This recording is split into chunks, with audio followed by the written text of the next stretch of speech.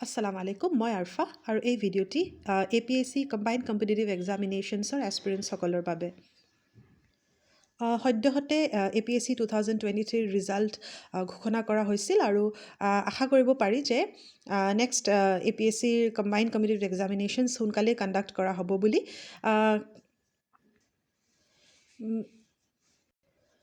ভাবিলোঁ আপোনালোকৰ লগত অকণমান এনেই দুআষাৰ শ্বেয়াৰ কৰোঁ how to study efficiently for the upcoming এক্সামিনেশ্যনছ।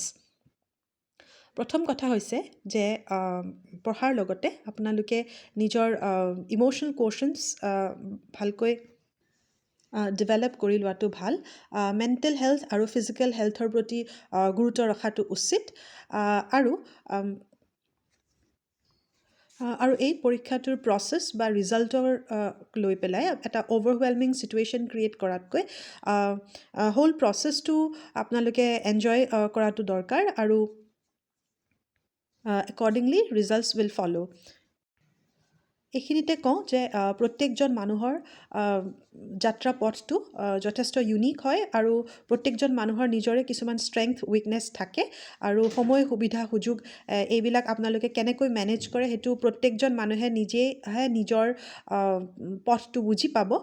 গতিকে সেইখিনি আপোনালোকে অকণমান নিজেই চাই লোৱাটো দৰকাৰ। যেনেকৈ কোনটো সময়ত আপুনি বেছি এফিচিয়েণ্টলি পঢ়িব পাৰে দিনটোৰ বা কেনেধৰণৰ চ'ৰ্চেছবিলাক পঢ়োঁতে আপুনি বেছি সুবিধাজনক পায় সেয়া আপোনালোকে নিজে ডিচাইড কৰি ল'ব পাৰিব।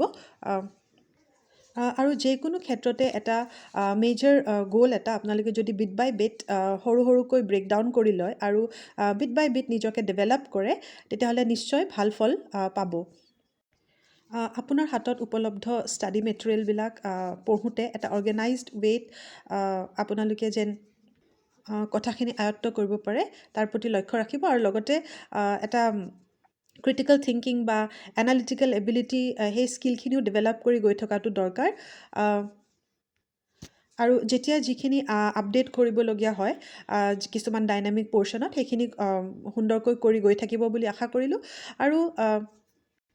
আৰু প্লেথৰা অফ ইনফৰ্মেশ্যনৰ মাজত নিজকে হেৰুৱাই নেপেলাই যেন আৰু আপোনাৰ সময় আৰু কণ্টেণ্টটো এফিচিয়েণ্টলি ইউজ কৰিবৰ কাৰণে কিছুমান বস্তু পাৰ্পাছফুলি ফৰগেট কৰাৰো চেষ্টা কৰিব আৰু এটা ছেল্ফ ট্ৰেকিং বা ছেল্ফ এনালিচিছ মাজে মাজে কৰি থাকিব উইথ কনচিষ্টেণ্ট পিৰিয়ড অফ ৰিভিজনছ। আশা কৰোঁ এইকেইদিন আপোনালোকে উইথ ফুল ফ'কাছ ভালকৈ পঢ়ি গৈ থাকিব পাৰিব আৰু এই অকণমান কথা কৈ মই চমু ভিডিঅ'টো সামৰিব লৈছোঁ। ভিডিঅ'টো চোৱাৰ বাবে ধন্যবাদ আৰু আশা কৰোঁ আপোনালোকে মোৰ চেনেলটোৰ লগত জড়িত হৈ থাকিব বুলি।